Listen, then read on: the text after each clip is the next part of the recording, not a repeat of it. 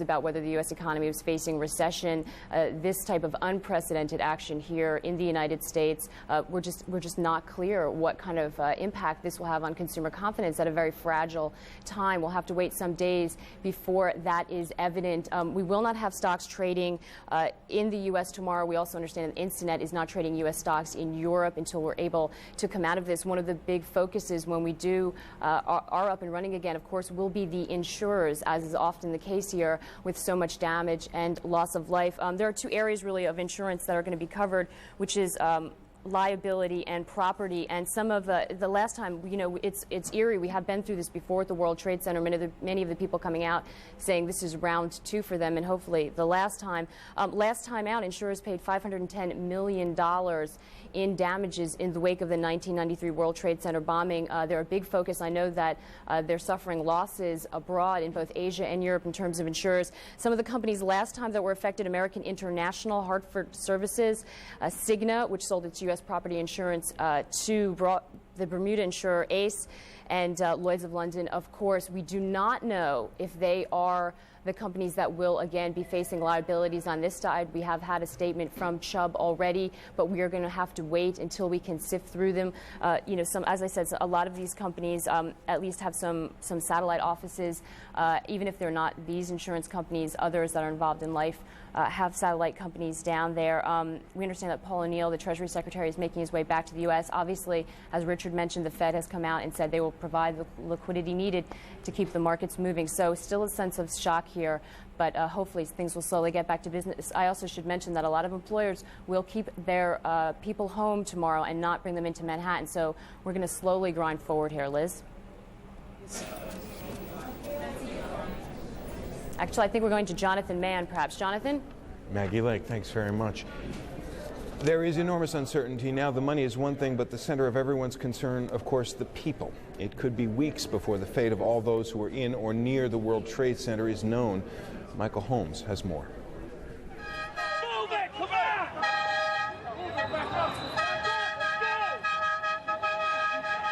Even in the chaos of the aftermath, it was clear the casualty list would be obscenely long. You don't want to know. You don't want to know. You don't want to know the things that we are stepping over. It was horrific, absolutely horrific. Survivors, the walking wounded, and those who were just passing by the World Trade Center, ghost-like, covered in dust and ash and disbelief. If you go over by there, you can see the people jumping out the window. They're jumping out the window right now. Oh, my God.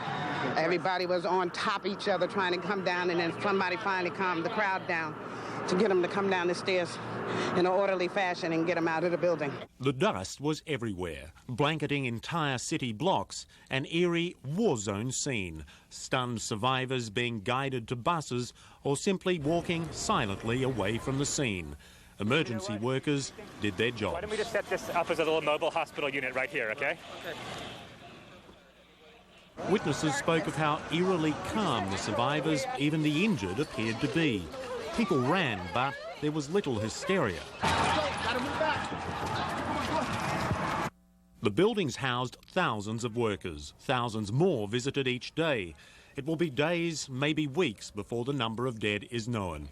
It could be in the thousands. It all depends on how many of those 10,000 workers managed to evacuate before the buildings collapsed.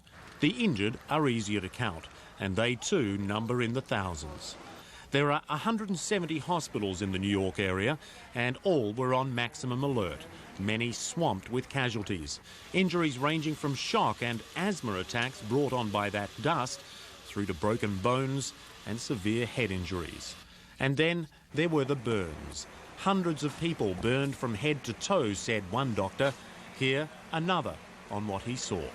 There was one, a burn patient. I mean, it's very difficult to see burn patients. They're charred. They're charred. Their skin is coming off. They're in tremendous pain, and you know, it's tremendous suffering. Officials were worried about blood supplies, but as soon as that became known, hundreds of New Yorkers lined up to donate, as did Americans across the country, jamming donation centres. Disaster relief agencies working with the military to transport thousands of pints of blood to New York City and to Washington, where survivors of the Pentagon attack were also in need.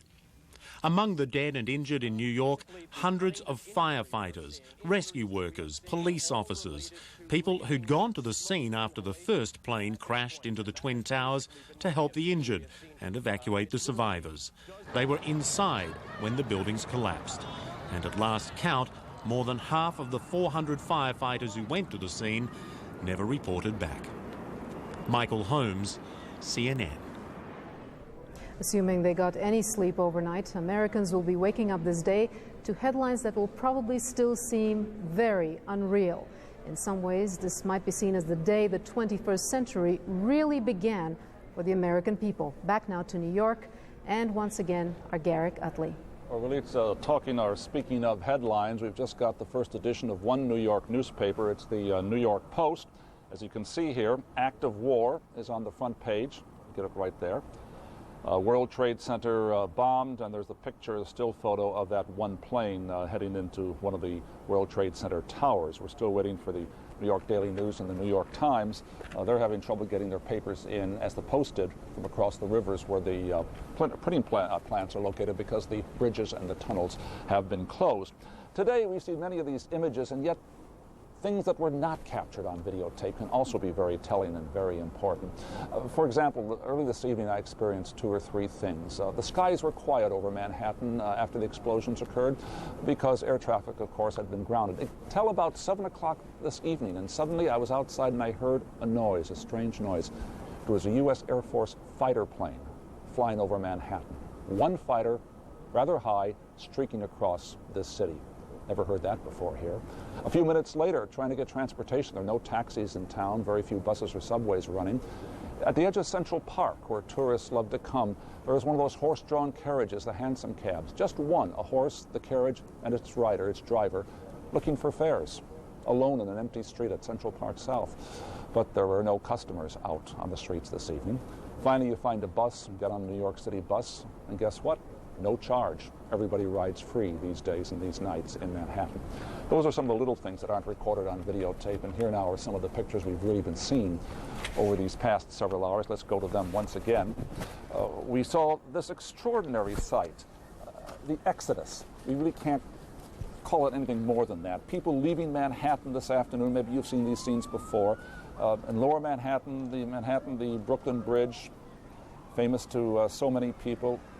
Just look at that. And look how orderly everyone is. Concern, anxiety, certainly, but order.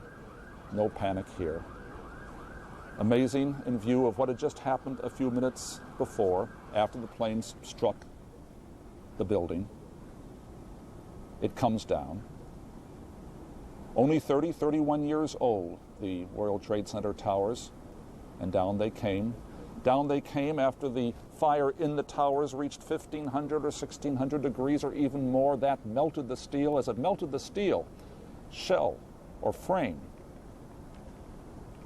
the floors collapsed, each on the other, and down they came into rubble.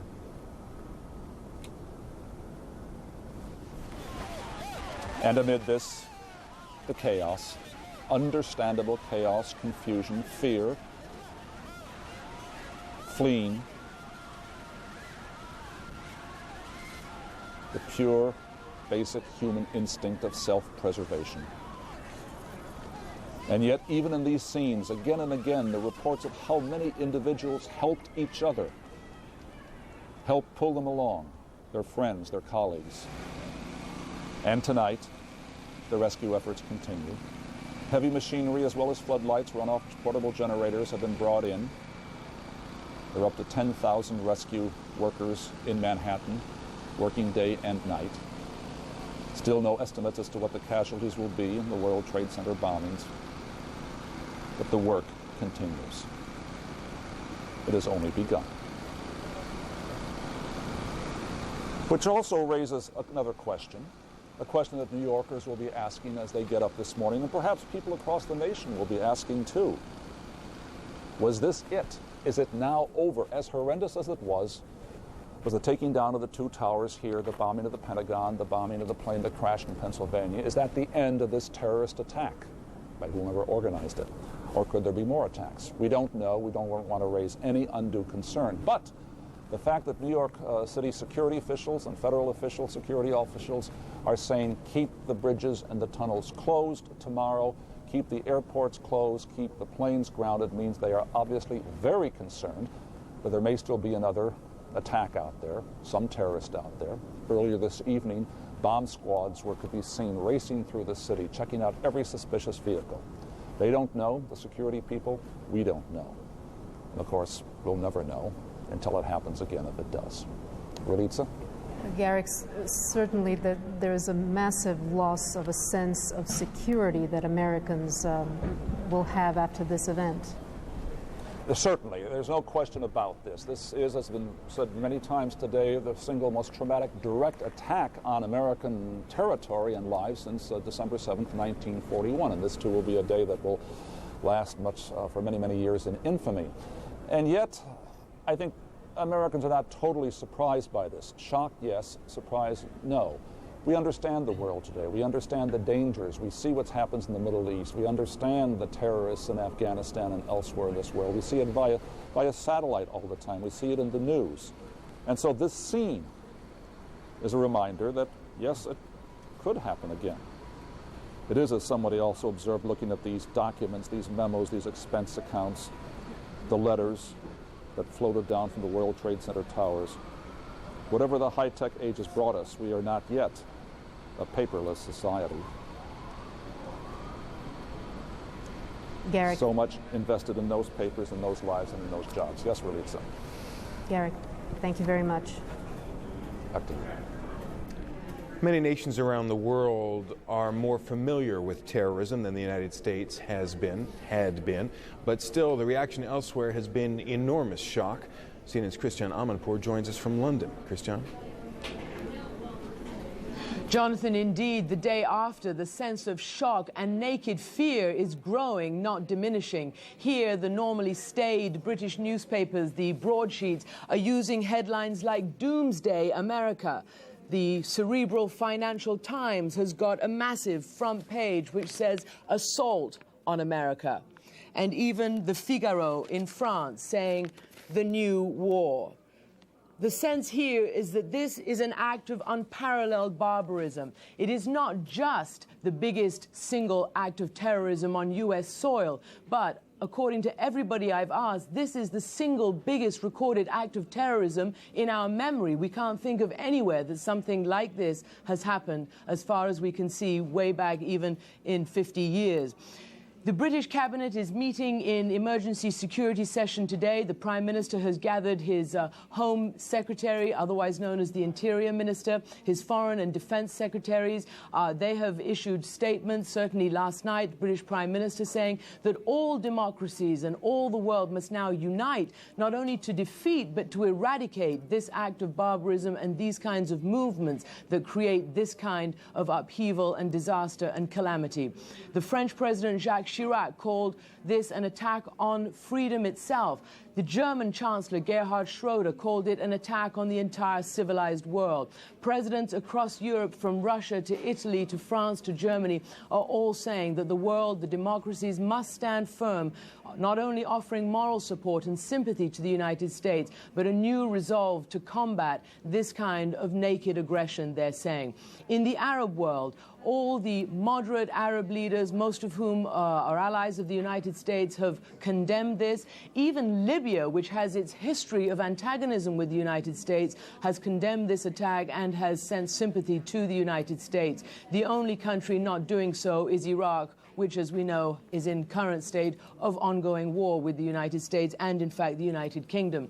Here in Britain, there has been heightened security, not only at the airports where I flew in today, where there are policemen with submachine guns at the entrances to the airport. There are no planes allowed to fly over central London, but also in other areas of government buildings, there is a heightened state of alert, as there are in many other capitals. It is increasingly jittery. We've heard stories and reports of hoaxes hoaxes, fake bomb alerts, people being told they had to evacuate a building in Frankfurt only to discover that this, in fact, was not a real attack.